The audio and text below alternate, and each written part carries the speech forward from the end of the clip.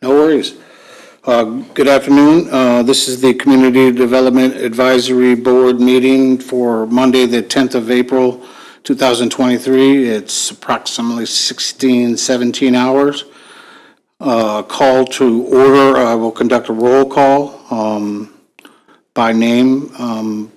Please announce your presence. We'll start with you, Sister Rose. Sister Paula Rose, present. Ralph Taylor, present. Charles Davis, present. Brian Keeley, present. Roll call complete.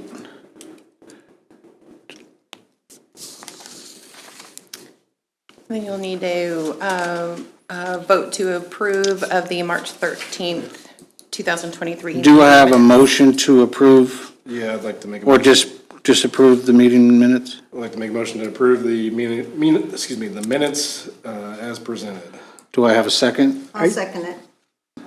All in favor by name, say aye. Sister Paula Rose, aye. Ralph Taylor, aye. Charles Davis, aye. Brian Keeley, aye. Motion carries. Meeting minutes for the 13th of March, 2023 are approved. Moving on to the next item. Open up the public hearing. Public hearing comments are accepted to approve or disapprove of the 2023-2024 annual action. So I hereby call the hearing public open. We'll have to do that by vote and close, since it appears we have nobody here. We don't or we do? We do. We do. Okay. Do I have a motion to open the public hearing? I motion that we open the public hearing. Do I have a second? I'll second it. All in favor say aye, or all in favor or against, say so by name and your vote. Sister Paula Rose, aye. Ralph Taylor, aye. Charles Davis, aye. Brian Keeley, aye. The meeting is now open. And we do not have anybody here, so you can close. I shall. Make a motion to close the public hearing based off of lack of attendance. Do I have a second? I'll second it. All in favor of closing the public hearing by vote and name? Sister Paula Rose, aye. Ralph Taylor, aye. Charles Davis, aye. Brian Keeley, aye. I hereby declare the public hearing closed. And I'm going to turn it over to you, young lady. Okey doke. I'm just going to roll through a little bit of the 2023-2024 CDBG Annual Action Plan. This is our second year of our 5-year consolidated plan. We have had the required public hearings for this plan required by HUD and our city's participation plan. The first public hearing was posted on January 6th, advising of a February 13th Community Development Advisory Board meeting for any members of the community to come and address or advise of unmet needs for low to moderate income. The second public hearing that we have is today. It was posted on March 9th, advising any citizen could come and state that they were opposed or for the annual action plan that's been made available according to our citizen participation plan. We have had it posted at the public library. We've had it up in the community development office here. It's also up on the city's website right now. And it'll remain there unless changes come about. As far as on the city's website. The one from the library, I probably will pick up just because there may possibly be changes, which could possibly be some of the following.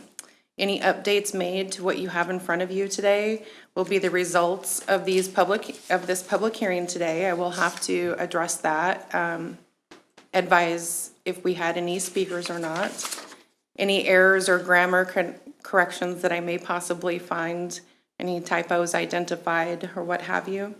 Also, if there are any changes of funding advised by HUD, meaning if we're going to be getting less or more than what we're anticipating.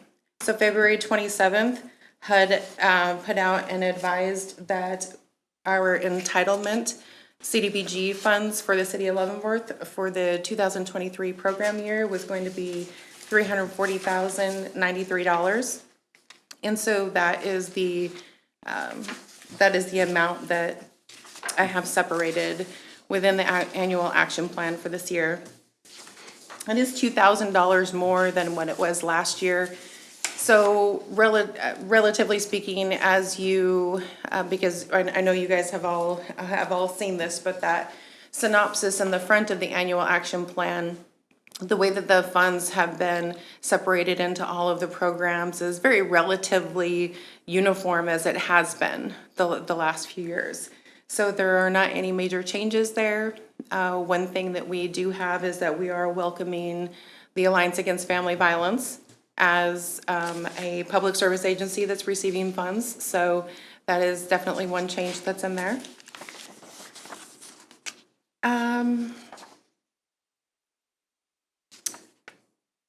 So do we have any questions or concerns about the annual action plan? Or if anybody has any commentary or something they're concerned about or have any questions?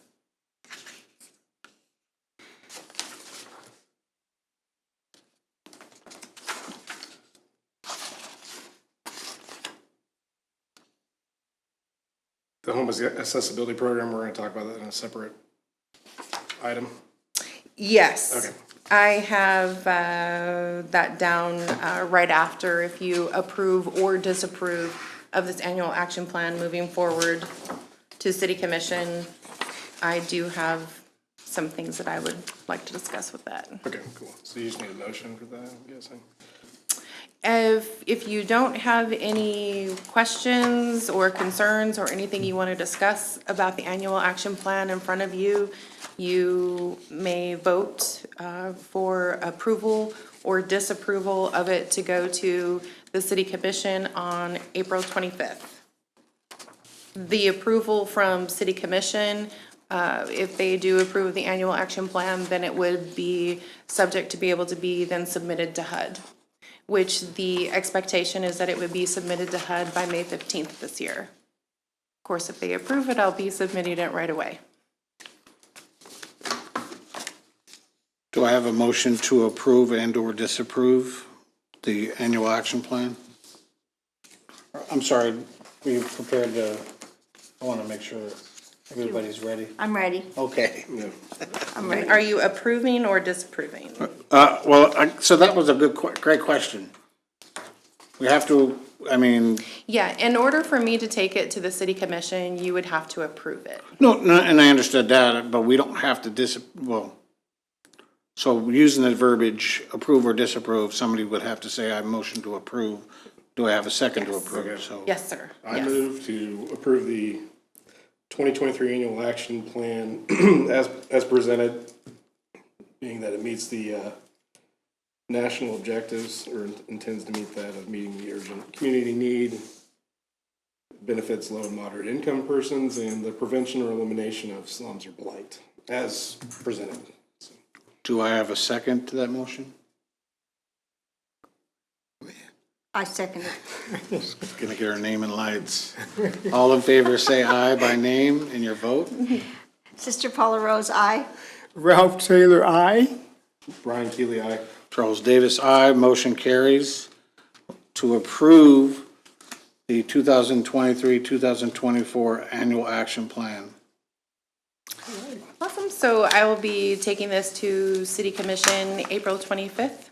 Like I said, the only changes that I'll have will be to update public hearing if I find any grammar corrections, or if I should find that the amount is different, of course, it would go pro rata, but if it does, I can't imagine it would be by very much. So no issues there. Okay. So I had given some at our last meeting. I had given you some information about radon.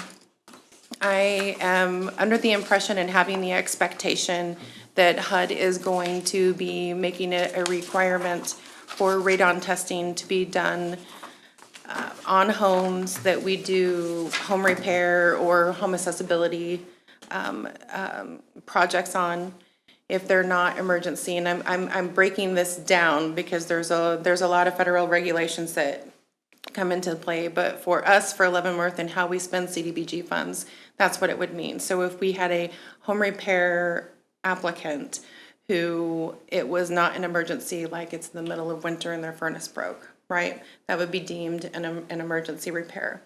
But if somebody were to come to us and say, and get qualified for something such as their roof, right? But it's not like they have a hole or anything, and it's something that would go out to the general bidding process and what have you. We would then have to make sure that we did the radon testing in the home. And if the radon was found over the reading available to be, and like I said, I give you some information on that, we would have to mitigate it.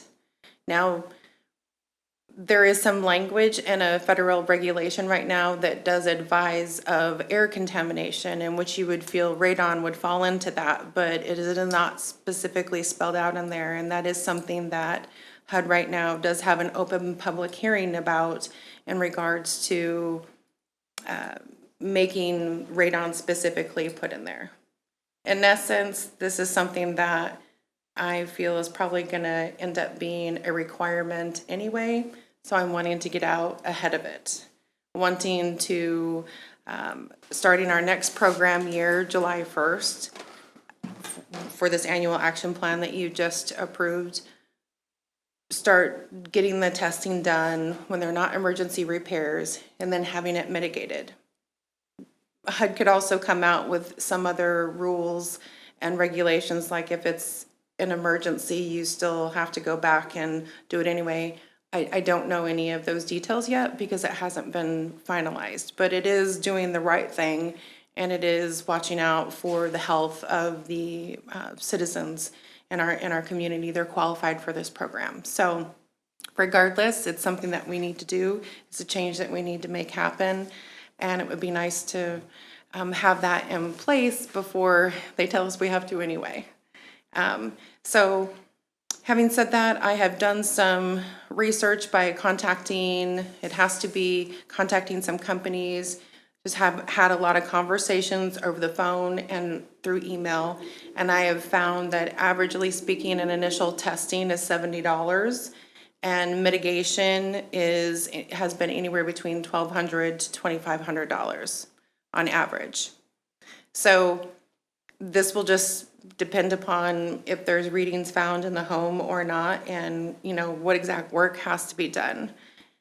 We also have to be concerned about the fact that if mitigation has to happen and then we're cutting into walls to create a ventilation, there could also possibly be more than 2 square foot de minimis, and be concerned about lead-based paint. So then therefore lead-based paint testing before and after may also possibly come into play, meaning this is going to cost a lot more than what we have been spending to make sure that we're following federal regulations with use of these funds. And that's per repair, not necessarily the total amount. Is that what I'm understanding? Is it the radon testing and mitigation, possible mitigation of other issues? Because at some point, there's a limit to what we're going to allow for a specific. For a specific home. Yeah, exactly. Yes, which after explaining that comes to my next concern. That is how much each individual applicant is going to be possibly granted or awarded. So in front of you, I do have the last 6 years of the CDBG home repair program and home accessibility program information. It's pretty self-giving, but I thought that this information was good to have in front of you so that you could see. So currently, right now, for the program year 2022 that we are in, right, that ends at the end of June, we have helped 7 homes spending over $54,000, but on average, it's about $7,700 a home. But if you compare that to the year 2020, there were 15 homes that were helped, around about the same figure, but on average, it was $3,700 a home. And this is, averaging out how many versus overall was spent. I also found it interesting when putting all of this information together, the number of low-income persons in that year and the number of moderate-income persons in that year, and their award ranges. So what all of that means is currently right now, we go by HUD income limit guidelines to say if, by their gross income, if somebody is found to be in low income or moderate income, finding if the applicant is approved for the program. As part of that is their gross income. So currently right now, if they're found to be in moderate income, they can get up to $8,000 worth of a grant. If they are found of low income, they can get up to $10,000. And we have one person from this grant year that we're in right now where she had a roof that was done, but the roof was $12,000. So she's paying a $2,000 interest-free loan out of the local housing trust fund that we have. Because it went, more than what the grant was allowed to give. So these rules that we have for our home repair and home accessibility applications, any changes that are made have to be brought before you, discussed with you. You have to vote on whether or not you want to make any changes. So this is all information for you. It shows a history. I can tell you that in 2020, at some point in time, I think it was towards the end of that program year, the amount was changed. You all had already changed. My predecessor, at some point in time towards the end of that year, changed it and went from $3,000 for moderate, $5,000 for low, up to the $8,000 and $10,000 where we're at right now. So it's just very interesting to see the numbers trending. There's less participants, but we're spending more, right? And then we also know that we're going to have to spend more. What is the, if you just say, so on average, say you have half of these are radon required action, you have $2,500 on the, let's just say it's $2,500 for mitigation on that, and then you get into lead-based paint. And let's just say every single one of those is that, and that's another $1,000. Who knows how much that is? Yeah, that's going to vary. So you would have somebody that is moderate or low income getting 10 or 8, but then half of that goes to mitigation that they're forced to do based on for their own. It's just where we're at. Yeah, that's just where we're at. It's an identifiable problem that causes cancer or other serious issues. Where did that radon prop up? What did HUD enact that, or did they find problems with it? Was it kind of like a warning, hey, this is coming up? Might Yeah, wanna there's think about it. an open hearing with HUD right now for taking comments about wanting this to make sure that it's put in the regulations that homes are tested and that they're mitigated. And it's not just for home repair programs. There's a lot more out there, but this is how it affects us. So KDHE does have a radon zone map. And so it came in some of that information I gave you last week. We are in zone 1, which means radon is known to be in very high levels here. So I have reached out to some of my counterparts, right, trying to educate myself about all of this. And I've heard a lot of people say that it seems to be their experience, okay? It seems to be a lot of older homes seem to not be testing as much because they're not sealed up as tight. There's more ventilation. As homes get older, there's more cracks and what have you.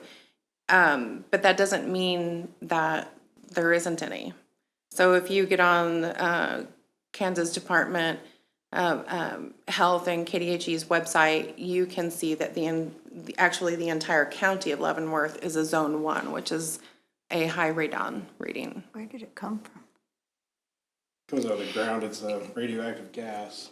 Yes, Causes cancer. Yeah, yes. They say it's the second leading cause to lung cancer. but how did it get here?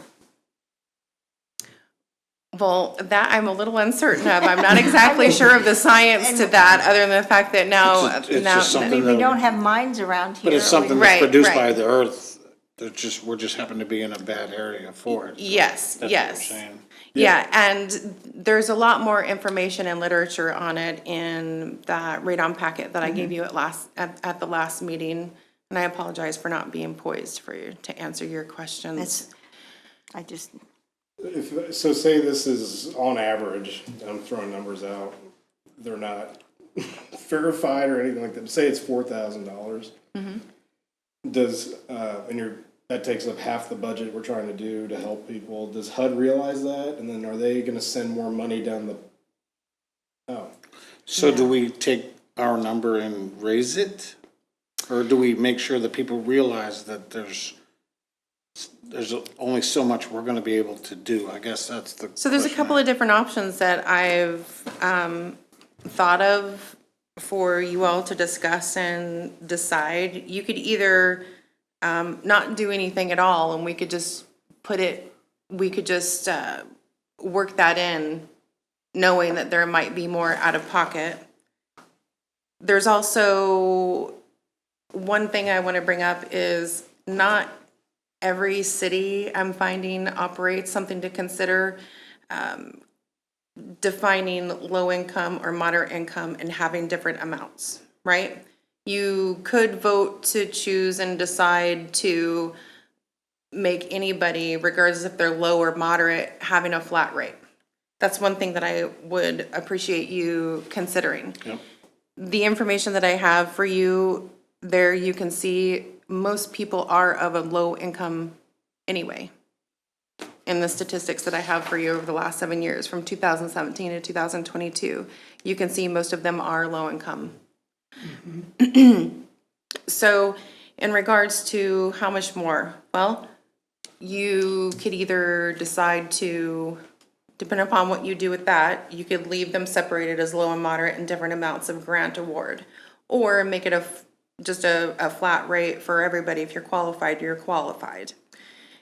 And then dependent upon that, then we may want to just consider doing some things like raising it up to $14,000 or $15,000 per home, or perhaps another suggestion that I have that you may want to discuss is putting a flat rate of $5,000 on top of the award, but that $5,000 has to be spent on these health mitigations. like a contingency, essentially?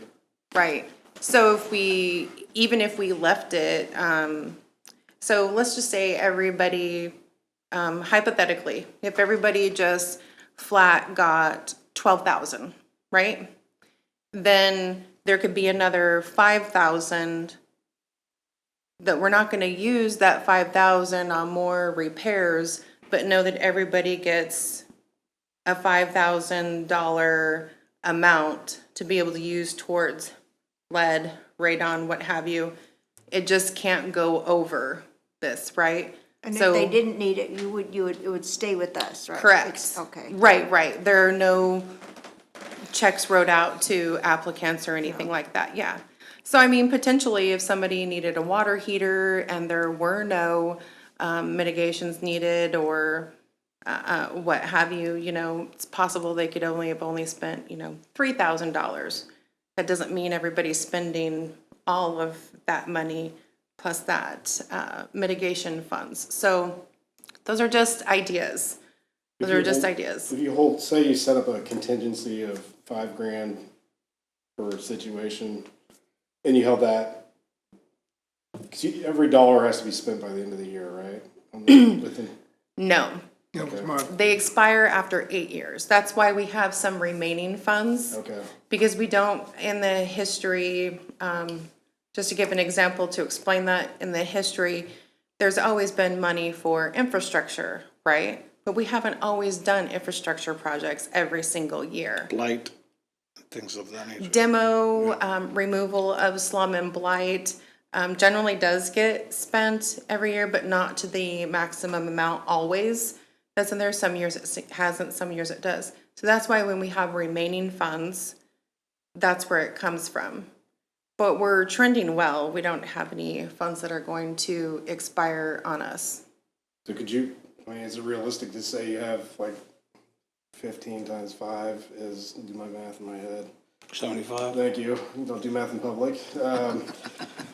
Would you hold $75,000 as a contingency for an average of 15 projects you have? And then if it isn't spent, that just rolls to the next year and you've always got this buffer? Yeah, I wouldn't ever hold it. I mean, if we have it, we would be able to Okay. spend it. And if it, so in our home repair program, what do we have? I think it's like $90,000 or $92,000. 90,000. Okay, so if we got to the point where, let's say of the 2023 funds, at the end of the year, we've only spent $50,000 of those funds, the other $40,000 is still available to us. It doesn't expire for 8 years. Right now, at the moment, that's what HUD has, is the funds expire after 8 years. So we would, yes, be able to move them forward. So we have enough residual funds where we could, if you chose to, we could raise the limit, whether you kept them separated or everybody gets the flat rate, and then can spend up to $5,000 before anything ever became out of pocket for somebody for lead and radon. Now, these are just ideas, so they're decisions that the board would have to make. And having said that, if we did end up spending a lot more, it's possible that I might be asking you to do a substantial amendment, depending upon how this trends this next year, of any changes that you make. Because of additional payment that you're doing. Yeah, because, well, not necessarily because the additional payment as opposed to the amount of people that we're helping, because the consolidated plan advised that we were going to, the home repair or accessibility together was going to help 11 households a year, right? But as you can see right now, we have 7. We still have until the end of June. Applications are random. I never know if I'm going to get 5 phone calls that day or none for a few weeks about people wanting to talk about it or possibly turn in an application or what have you. So, I mean, it's random. I certainly wouldn't want to, I would like to see how this next program year goes before I came and asked for a substantial amendment to change that, to adapt to some changes if you wish to do those, because I would not like to report on a caper that we're not meeting requirements when we are. We're just adjusting to what the needs are at the time. I mean, I gotta believe that what HUD would want us to do is to adjust to needs. And do versus- right by our citizens, Absolutely. sure, yeah. Healthy and safe homes. Yeah. That was the major goal for the housing, this home repair program. It sure has changed an awful lot over the last several years Gosh, look at- by look looking at- at this. Look at 2018, 26 homes, right? yes. 26 homes, but on average, there was, $4,300 spent and $112,000 that year. And that was back when nobody could get over $5,000. So we're definitely advertising this. I really keep trying to drum up of different ways to communicate to our citizens about this.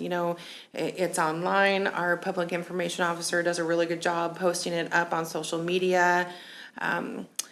We do have flyers that are out and about with this home repair program. I randomly will have conversations and call different churches to make sure that the pastors of these churches are aware of this program if they have anybody in their congregation. So it's still being advertised well.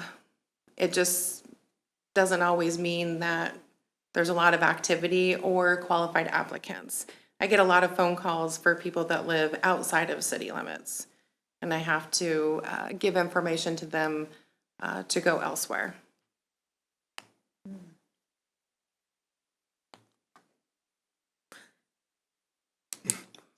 So when do you think we would want to take a look at that as far as changing the amount awarded or? Well, I think the first thing that I would like for you all to decide is if you want to keep the individuals that qualify for the program in low income grant amount or a moderate income grant amount, or if you would like that to be the same. I think that would be a good base to start at. Yeah.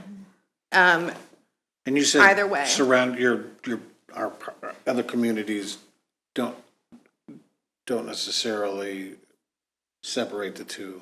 Yeah, I do speak with Lawrence and Manhattan quite a bit. There are some good counterparts in those cities. I know Manhattan does not do a separate, either you're qualified for the program or you're not. No. Well, there's only a $2,000 separation between them. It doesn't seem like it's very much anyway. Yeah. Oh, they're talking about the average income is only 2,000? No, Oh, on the grant here. amount, Oh, yeah. I was. Yeah, the grant amount, it's only $2,000. Yeah, no, I get that. Do we Yeah. know what the level is off the top of your head? They have to utilize the same thing that we do. It's the HUD income limit guideline. Gotcha. And it's updated every April. That's what I was HUD the other thing I was Yeah. gonna ask is, that's HUD gotta be shifting, that Yeah. has to be shifting a little higher. Yes, HUD has announced already that so they usually update this income limit guideline advising moderate income or a low income every April. So the last effective HUD income limit guideline we have was effective April 18th of 2022. And HUD has put out a notification that they're not expected to put out a new HUD income limit guideline until May 15th. So I don't know what it's going to be, but, history says you can expect it, to go up a little bit. So for an example, for a home with 2 persons in the home, to be considered low income, your gross income has to be $38,750 or lower with the 2 of you. Moderate income is $62,000, between $62,000 and that $38,750. That's for a 2-person. A 1-person low income is $33,900. A moderate income is $54,250.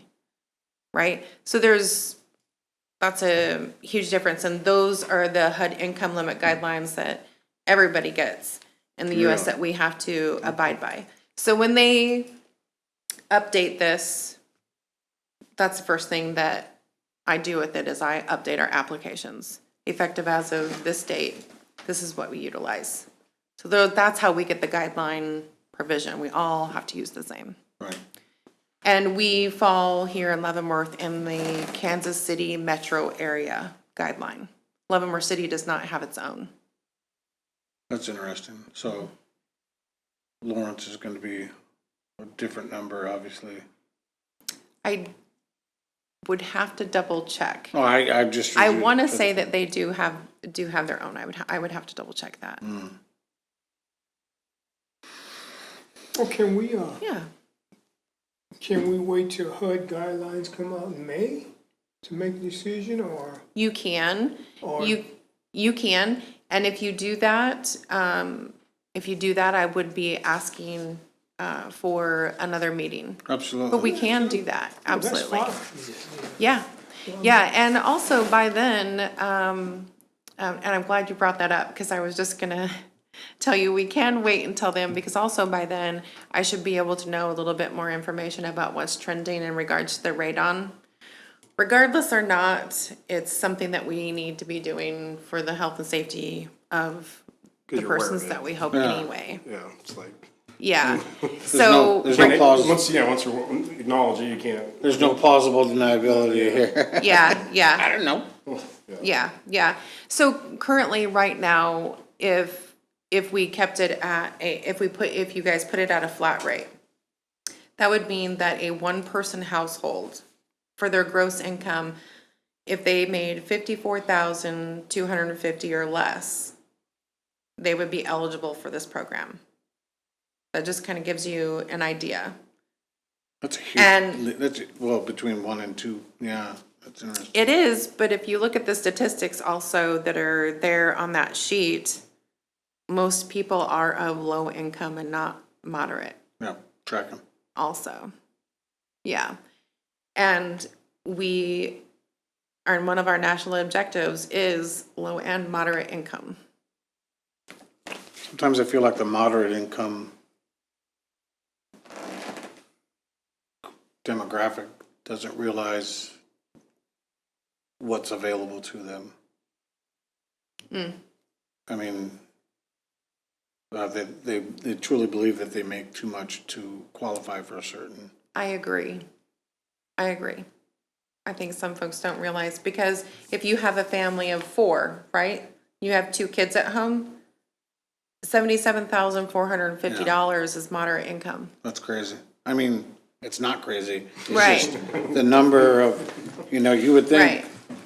if I'm a family of 4 and that's the income, there's no way I'm thinking I'm going to be authorized any kind of assistance from the city or Sure. through HUD. Sure. No way am I thinking that. What's the percentage of the population that falls into moderate income? Like, Do we have a percentage of the, Here in the city, Yeah. I do not have those statistics available for you, but I will tell you that we're still sitting at an average of 51% being homeowners. Now, I have asked for some information to be updated on our GIS site, because right now, 2017 is the last year that I can look and see and change the mapping layering to see owner-occupied homes. oh, interesting.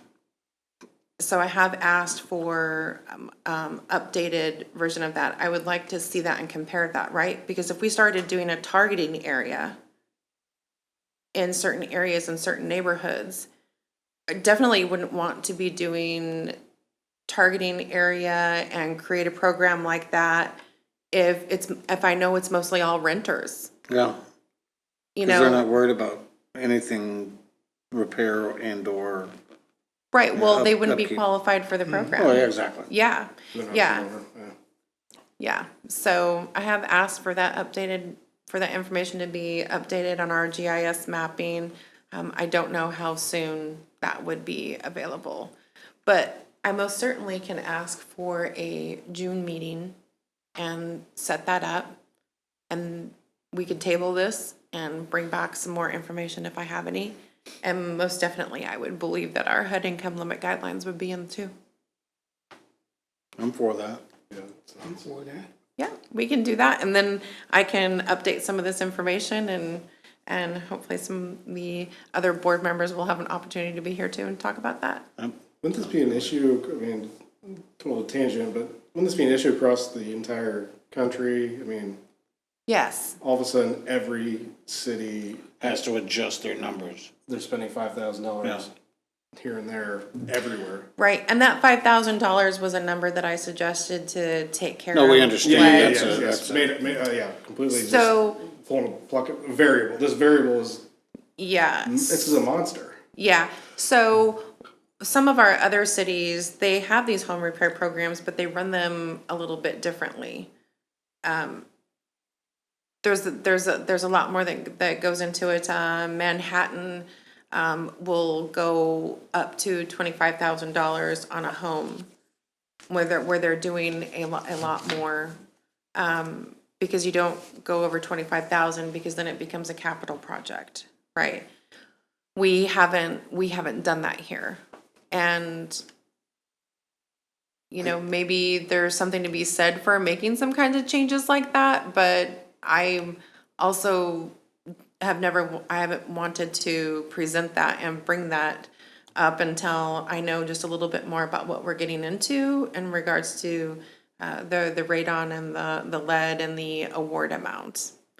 So kind of the net effect is if you bump this up for everybody, the net effect to the city is probably more better property, I'm guessing. Is that it gets rid of blight to some extent, or?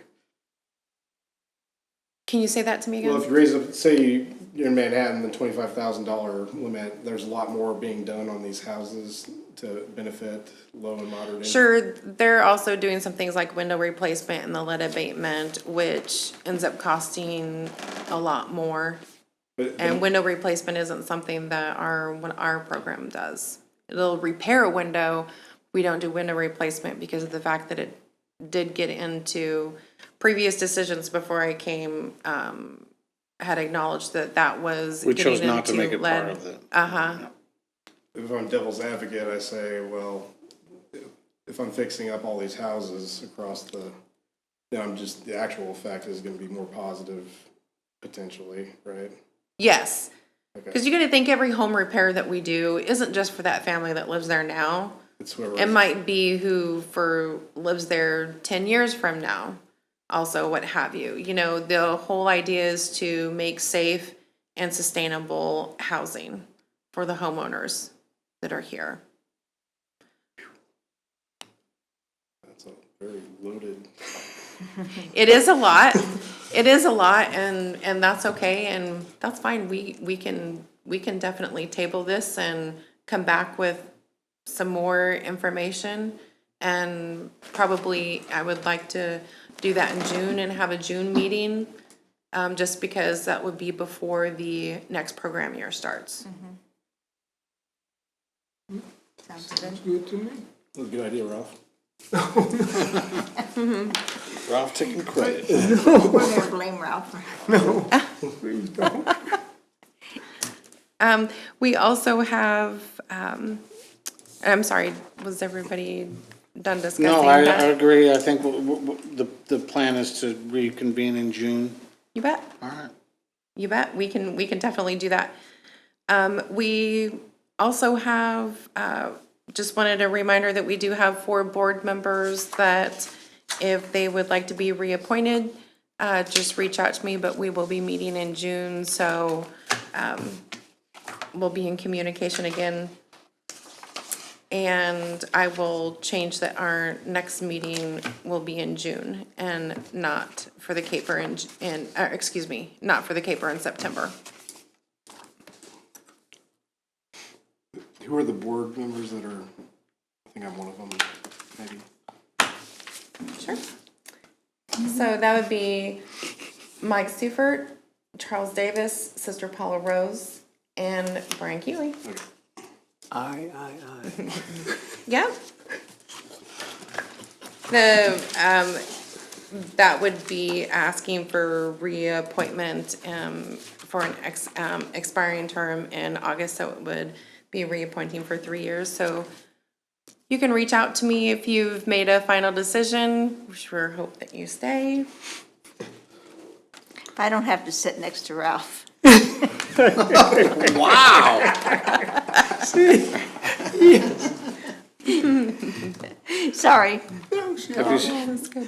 Have you seen The Wolf of Wall Street? No, The movie you've never seen, The Wolf of Wall Street? no. Jordan, I don't know, I can't remember his last, but he's a big Wall Street guy and he gets in a bunch of trouble and he's like, I'm not going anywhere. I figured you would have seen it. Have you seen it, right? Yeah. That's me. I'm not going anywhere. It's a big party in Wall Street, but I'm not going anywhere, so. You see, I just reinstated my volunteer status at the homeless shelter. My first day back is Saturday, so Well, this meeting's on Monday. I know. It definitely takes some time to get up to speed and understanding what you're trying to do and all that. Yeah. Yeah, Sure. yeah, definitely don't want It's to. definitely gonna end up becoming something that we need to do, but I understand wanting to know what the income limits I would, yeah. and what the income limit guidelines are gonna be. I think we'd be doing everybody a disservice if we didn't wait for that information. Sure. To make a more informed decision. Yeah. No problem. I'll make a motion to adjourn if there is no more business. Is that the correct? Do I have a second? I second the motion that we adjourn. All in favor to adjourn, say aye by name. Sister Paula Rose, aye. Ralph Taylor, aye. Charles Davis, aye. Brian Keely, aye. Motion carries.